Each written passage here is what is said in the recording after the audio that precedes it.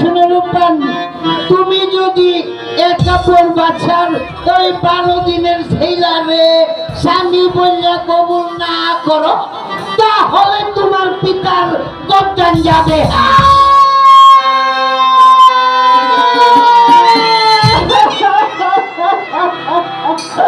ওই আমার পিতা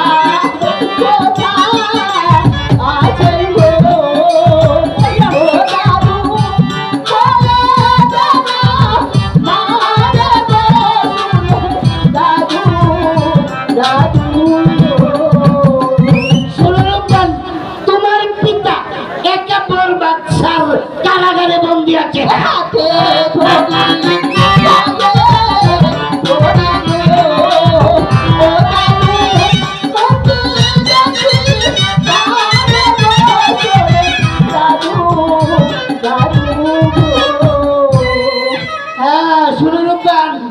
তোমার পিতাকে তো আর মুক্তি দেওয়ার ক্ষমতা আমার নাই, সুতরাং তোমার পিতাকে যদি মুক্তি করতে হয়, দেখতে ইচ্ছে হয়, তাহলে এক্ষুনি এই মুহূর্তে তুমি আমার সাথে চলে আসো। চলো তাই মা।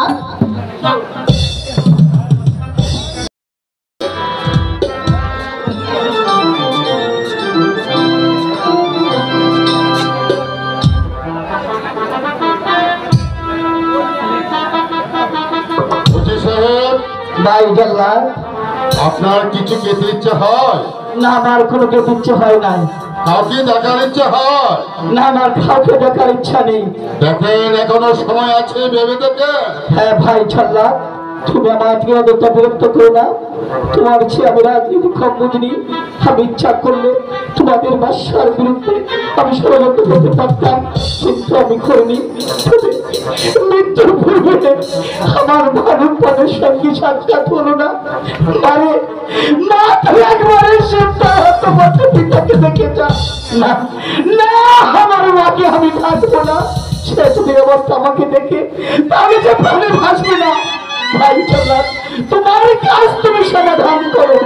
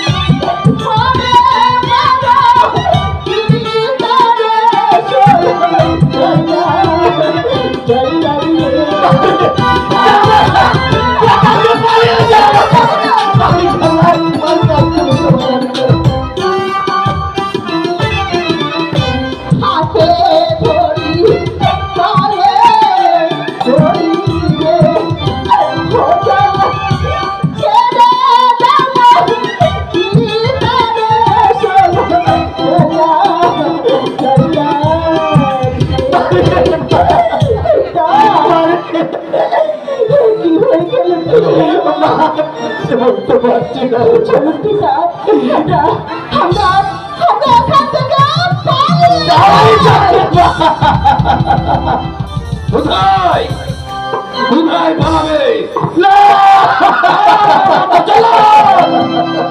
তুমি তোমার কাজ সেরে ফেলো। জল্লাদ, জল্লাদ,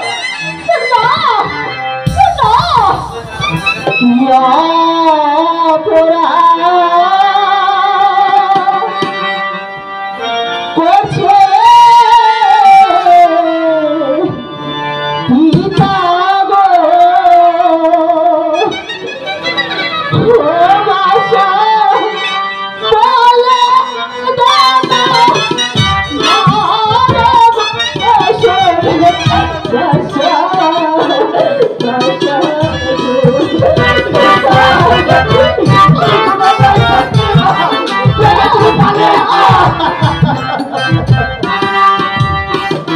তোমার কাছ তুমি সমাধান করতে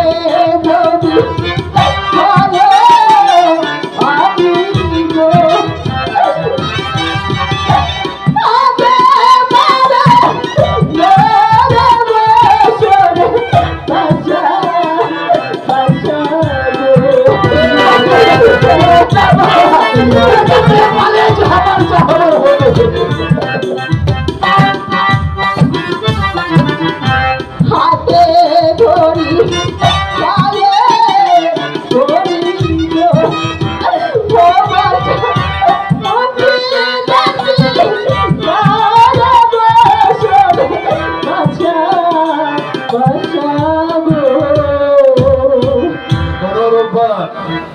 পিতা কান্নাকাটি করে কোনো লাভ হবে না।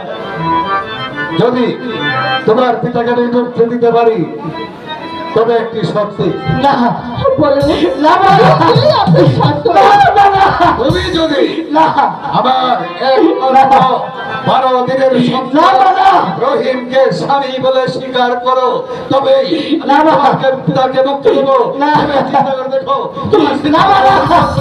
তোমার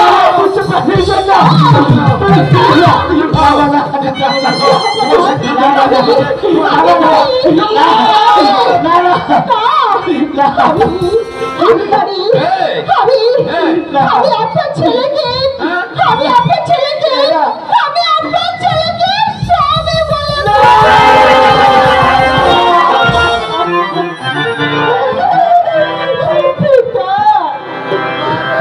ওঠো মা, তুমি আমার তাপিত প্রাণ থেকে শীতল করেছ। তোমার সিদ্ধান্ত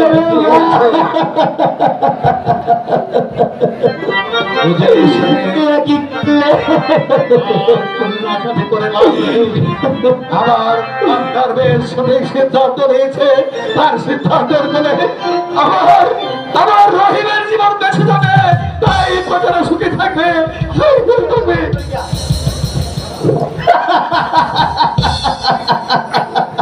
আমার আনন্দ, আমার সকল আনন্দ আমি গলাটি হত্যা করে নদীর সাথে বাসি। তুই কি খুললে আমার এই তুচ্ছ প্রাণের জন্য? তুই নিজের পায়ে নিজা করে মারে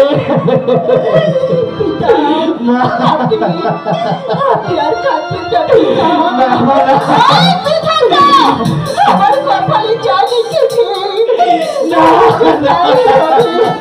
যা কপালে ও যা লিখেছে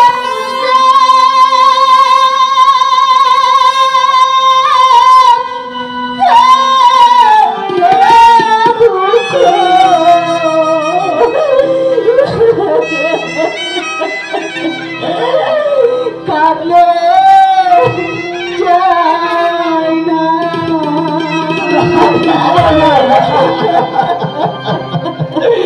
মারা পালে